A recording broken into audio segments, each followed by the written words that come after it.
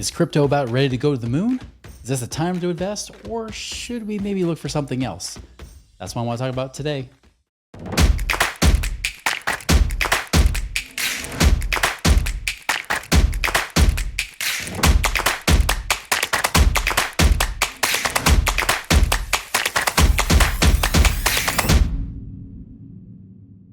Hello, my fellow Ripplers. This is Chris Miles, your cash flow expert and anti financial advisor. This show is for you that work so hard for your money and you're now ready for your money to start working harder for you today. You want that freedom. You want that cash flow. You want that prosperity today so you can live that life that you love, doing what you love. You want that passive income so you work because you want to, not because you have to, because you become work optional.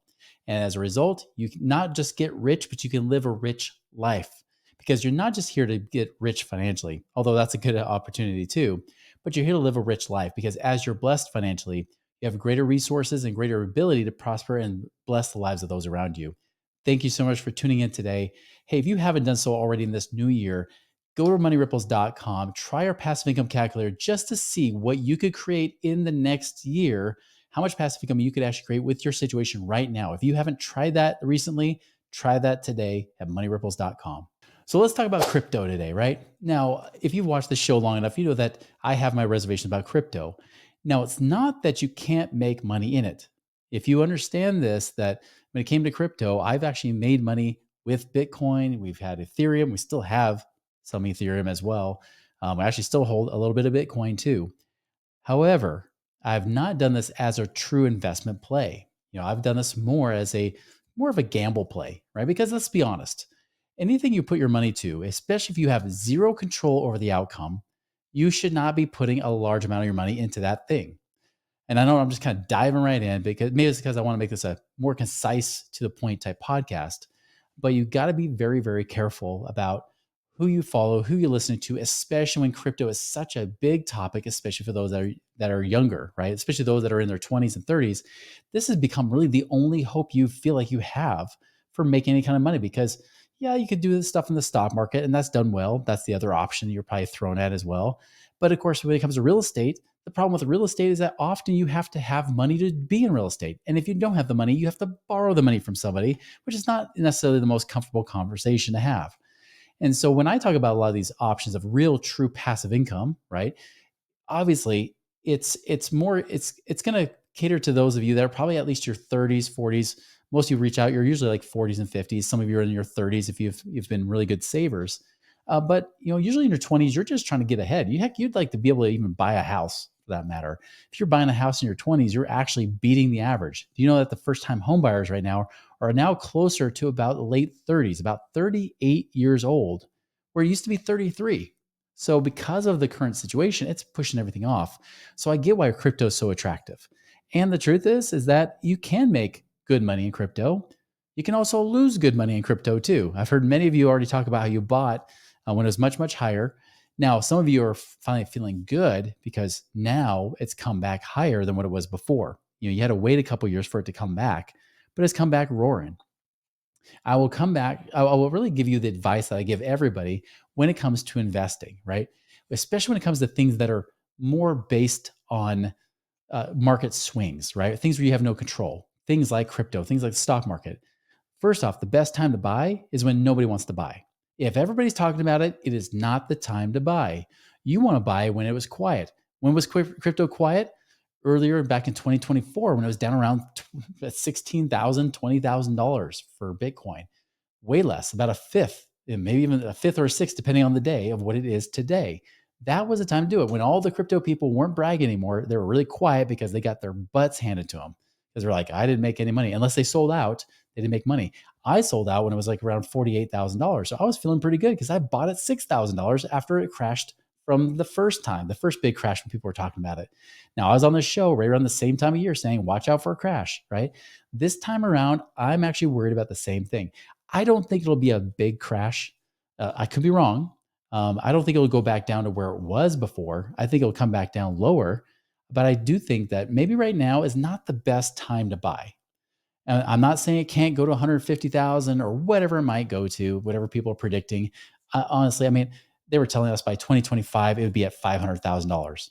It's not there. It probably will never get there by 2025. I think actually, I remember even one point a few years ago, people were telling me $1 million by 2025. Nowhere even close. And that's the problem with crypto is that it's all based on hype, waves, right?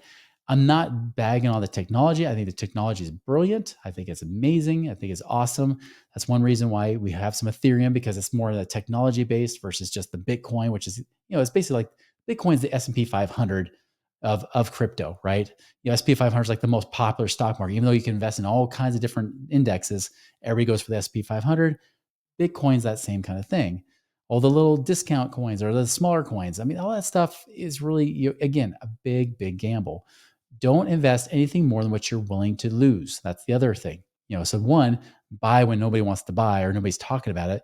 Two is only invest in things that you're willing to lose. If you know that you can lose, $1,000 and you're not going to hurt your family, great. If it's $10,000 and you won't hurt your family, awesome.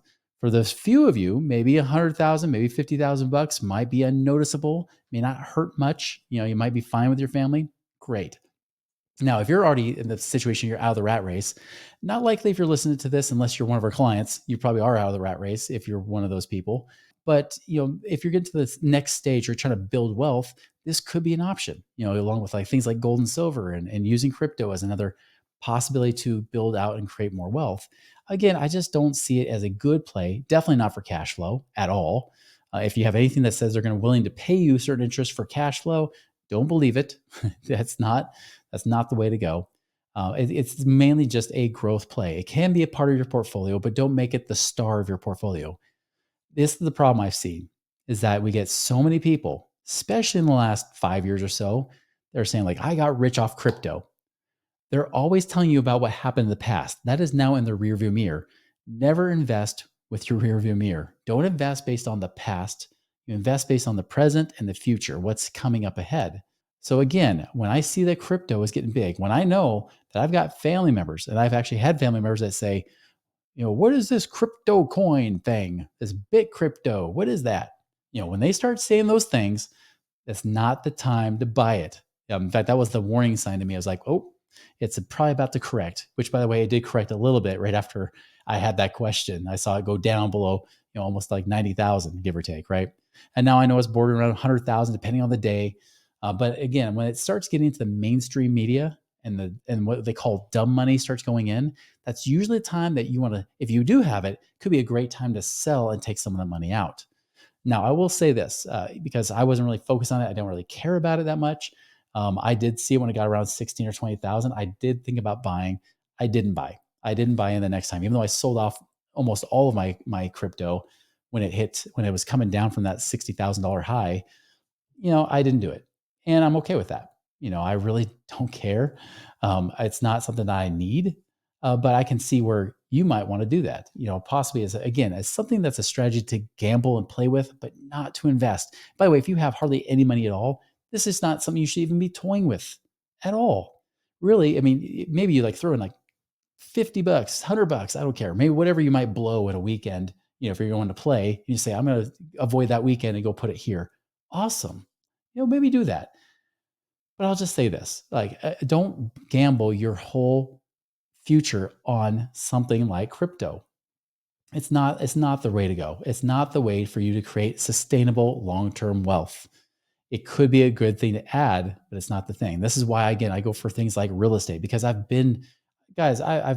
with between stock trading and options trading and crypto and all these other things. I mean, in real estate, even real estate when it was overhyped and everything else, I bought it these different times. I've been burned at these different times. And this is what you got to be aware of. One, be aware of people's agendas because they're trying to sell you on something like that because maybe they make money and their whole reputation is based on that one trick pony. They only create wealth from crypto. Or on the other extreme, maybe they only made it from stocks only, right? And they did it one time. The the one thing that I've realized was pretty interesting, for my situation. I'm not saying this to brag, right? I'm trying to make this as hashtag humble brag if you can. But coming from my experience, and it's not just I'm talking about this for myself and what you should do. I'm talking about this from even what I look for when I look for people's experience. When people create wealth, when I listen to people that are quote unquote wealthy, and I want to get that kind of advice, I look for those that, as you've heard me say before, been there, they're done that, and they're still doing it today. And when I say been there, done that, I don't mean like they just did one thing, made money, and then boom, they got rich. You know, if they just hit one little home run, that does not mean that they're going to be a great baseball player, right? It doesn't mean they're a great hitter just because you hit a home run. If you've been following this podcast, you're probably looking for great ways to create passive income right now, right? Well, we got you covered here with Central Lending. Central Lending specializes in alternative investments that actually are designed to create steady returns and long-term financial security for you and your family. Now, they prioritize transparency. They love, building those strong relationships, giving you that confidence and peace of mind, knowing that you have your money working harder for you, so you don't have to work so hard for that money. You want to learn more how to do that? Go to centrallending.com and check out what they've got today to create your passive income and wealth creation right now. I knew a guy that was in baseball that had one of the best rookie seasons of any rookie, specifically on the Detroit Tigers. And then after that went to a major slump, could not hit the ball worth anything. And he had one of the best rookie starts ever. And then he faded away into minor leagues and then you never heard of him. And that as a result of that, that's kind of what I see with people when they invest, right? They get big on one thing and they try to use that to kind of say, well, here, you should listen to me about everything. Hey, when it comes to money, you should listen to me about that. Where do they make their money? If you're going to try to create success, you want something that not just work for them, but they can replicate it with other people too. Now, that's something that's controllable. If somebody says, here, buy Bitcoin now, and then you buy Bitcoin and you make money, like, yay, that's great. But honestly, I could say the same thing and just be guessing, right? I'd just say, oh, I think it's going to go up. And maybe there's a higher likelihood that it could go up from that point on. But that doesn't make me a good investor. That just means I called the right timing for a swing. The real investors are the ones that know how to make money in any market, ups or downs. They know how to pivot and move, and they know how to apply the right principles so that they can consistently keep growing their wealth. Can they have ups and downs? Sure. Could they have losses? Yes. Heck, I've even seen losses from time to time. Not as much in recent history, but more so back in my 20s and early 30s. And so you want to look for those people that have been able to do it successfully time and time again for themselves first, and then second, help others do the same. If they can do that, they can do it in a reasonable, formulaic fashion, right? In a real fashion, not just, again, guessing and gambling. That doesn't work. This is why I look for track record. Even when I invest in real estate and things like that, I look for people that have good track records. Do they have the history to back that up? Say, hey, we've made money. And by the way, even when things were stressful and maybe things weren't as good, we still pulled through successfully. We still were able to make it through. Heck, even our clients were able to make it through. That's a big deal. If you can have your investors and your partners still come out on the other side and say, yeah, that person, they're trustworthy. That's a big deal. In the business world, and when you're listening to podcasts and you're learning about different money aspects, I see a lot of people that are maybe like in their 20s, they're barely getting started in life. They made it big on something, or maybe they made it big because they were able to build this big following on TikTok and Instagram. That doesn't make them an expert, just so you know. That doesn't make them an expert at all, because I've seen so many people are like, yeah, well, based on this in the last 3, 4, 5 years, I've done this. Who cares? Did you actually do anything? No, you just put money there and it went up. Good job. Real question is, how'd you put money in a place? And then even when things went wrong, you still made money. And I don't mean you still made money selling people on that. I mean, you still made money doing that investing. Is that possible? Did you do that? Did you create wealth because of that? Or did you create wealth because of business? And by the way, I have no problem with people making money in business. I've made money in business too. No doubt. I've actually used that money in business I made and the profits I took to go and invest and create more passive investments to make more money. That's good because you're doing the same thing. Here's what I like to see, right? And I was thinking about this because of an interview I was doing. And this person took me all the way back to my childhood. This is a 2-hour long interview, just so you're aware. It took me all the way back and had me walk through my life. And the one thing I didn't quite notice until really he had me share a lot of details that I don't often share even on this podcast, because honestly, I don't want you waiting around for 2 hours. It was consistently the thing I always look for was evidence. What works? Who actually, and not just evidence, but even people that actually walked the talk, like people that do that. For example, in college, I loved the professors that had real life experience outside of being a professor. Those are the ones I listened to the most because I knew they had real life experience that they brought to the college realm. Yes, I did go to college, despite being a dropout. I did go to 4 years of college. Um, on top of that, when I noticed in real life, like who made the most money, it was entrepreneurs and business owners. I'm like, well, why would I take the 9 to 5 path, which could be like the salaried safe path, but then have no freedom later on? Like I have the safety, but no freedom. That they call it like maximum security prison for a reason. When people go for security, it's like, yeah, but there's maximum security is in prison. You want to be in prison? There's maximum security. You get 3 square meals a day. You get everything covered. You got room, shelter. It sucks, but hey, you got everything, all your needs taken care of. Or freedom, which freedom requires responsibility. I know some business owners, they had the biggest freedom. Yes, they had a lot of hard times, and I went through those too. It was a harder road in many cases. There was no guarantee, no safety, no security net, but they created more freedom as a result of what they chose. And the investing side, the same thing. I noticed that it wasn't about making it rich in the right stock and the right timing and everything else. It's about the timing is always right now. What can I do right now that consistently works? I look for real estate backed investments because consistently over time, it's done the best. It's been the safer place to be. Even people that buy real estate accidentally become millionaires without knowing anything about real estate other than just buying and holding it. You don't see that in the stock market. People have to purposely keep saving and saving and saving money into the stock market to then finally eventually become millionaires. And they have to keep doing it. They have to keep saving it. They can't just throw money in unless they've got a massive amount of money. Then, yes, over time it might work. But in real estate, it's a totally different scenario. And it still produces income too. So it produces income and can make you a millionaire. So naturally, I'm going to go for what works. So everything about this show and everything I talk about here is about what works. This is why I don't buy into a lot of the people that are on TikTok and Instagram because they haven't proven to me that they can make something work consistently year in, year out, over and over and over. They haven't got other people to consistently do it either. Even if they were able to do it, maybe they just have the right timing and they tell everybody else to do it and then they just follow like lemmings and lose their money. Doesn't work. It's got to work time and time again. And so, when we're talking about in crypto, like the thing I'm never impressed when somebody says, yeah, I became a millionaire or multi-billionaire in crypto. Now, maybe a billionaire, I might be impressed. But if they're like multi-millionaire or billionaire, it's like, well, you did nothing. You just literally guessed. You guessed and gambled and you made money. Took no thought. It took zero thought. And that's not a good thing because if it takes zero thought, the less it takes from you from using your mind, that also means that that can be taken away from you too. The best thing I've seen people do when the crypto starts getting, really, high and starts rising really quickly and people make a lot of money. The best thing I've seen is when people say, "Yeah, I finally got cash out of it. I got real cash, and then I could do something with this." So, is crypto the right way to go right now? Again, if it's already been where it's gone up like 5, 6 plus times over the last year, no, typically not. I'm not giving investment advice, but that's not usually the best way to go. The best thing to do is if you're going to go into crypto, wait for it to correct at some point. Same thing with the stock market. Wait for a correction. Wait for when everybody says, no, don't do it. Or it's like crickets. Nobody wants to talk about it anymore. That's the time to buy. Gold and silver did the same thing. No one was talking about for months that gold and silver was going up, but it did.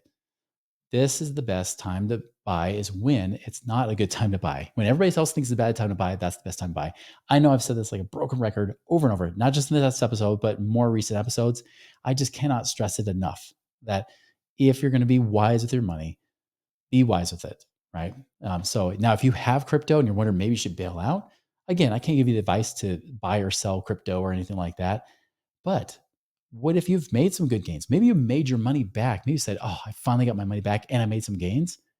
Why not do like what we used to do as stock traders?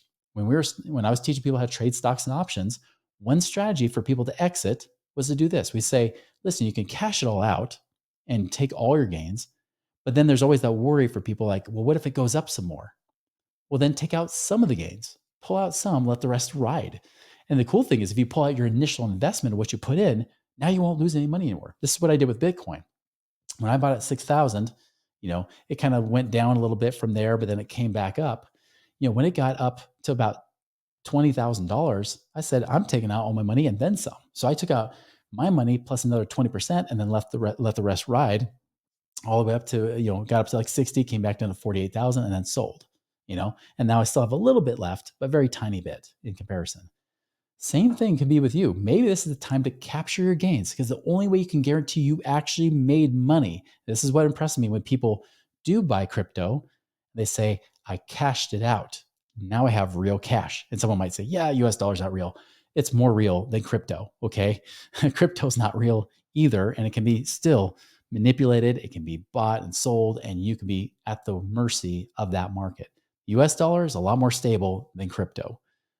Again, I don't trust the US dollar either, but having those dollars in my hands gives me options. Now I can go do something else with it. Could I buy something that then generates real cash flow and income for me that I can consistently rely on? That to me is a smart move. That to me is, well, that's what I did. So I'm not saying, it's because I did it, it's smart. I'm just saying that's where you know it's real. Heck, if you cashed out and you bought a car with it, great. At least you have something real, tangible that you can use. There's utility behind it. But just sitting in an account, this is true with even people that's buying whole real estate. Sometimes you just buy even real estate by buying stocks, same thing. You just buy and hold on it, but there's no income coming from it. There's no difference in your life. So what? Net worth is worthless unless it turns into income. That is the key. So if you've got assets, resources, just like crypto, maybe you've got stuff, money, even people got money locked up in life insurance, don't even know that they can do anything with it. You got life insurance cash value you could be using to invest. You've got equity in properties that could be used to invest, especially as they brought rates down a little bit. Could this be the time to be able to liquidate these assets and then use them to generate more income for you today? That is the question I would ponder for yourself this week. So, guys, remember, you can always ask us questions. Go to moneyripples.com if you ever have questions for us. In the meantime, remember that never buy when it's hot, buy when it's not. Go and make it a wonderful and prosperous week. We'll see you later.